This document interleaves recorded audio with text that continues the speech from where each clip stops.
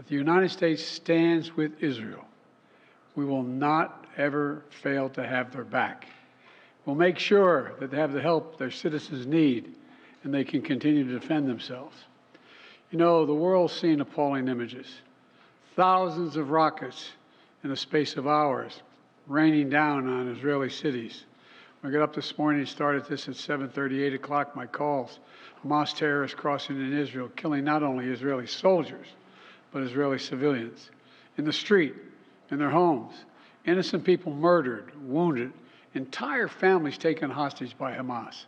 Just days after Israel marked the holiest of days in the Jewish calendar. It's unconscionable. You know, when I spoke with Prime Minister Netanyahu this morning, I told him the United States stands with the people of Israel in the face of these terrorist assaults. Israel has the right to defend itself and its people, full stop. There's never justification for terrorist attacks. And my administration's support for Israel's security is rock solid and unwavering. Let me say this as clearly as I can. This is not a moment for any party hostile to Israel to exploit these attacks to seek advantage. The world is watching.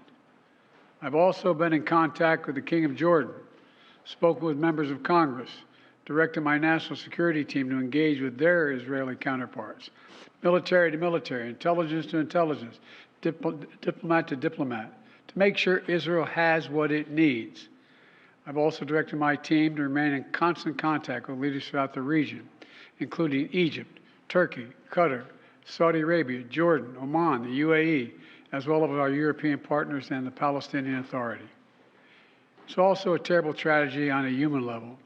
It's hurting innocent people. Seeing the lives that have been broken by this, the families torn apart, it's heartbreaking. And Jill and I are praying for those families who've been impacted by this violence. We grieve with those who've lost their loved ones, lost a piece of their soul. We have hope for swift recovery for many who have been wounded. But we're going to remain in close touch with Prime Minister. I personally am going to remain in close contact with Prime Minister Netanyahu as this situation continues to develop.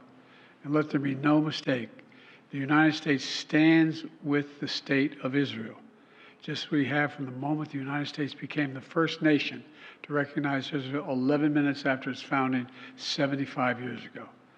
Thank you very much.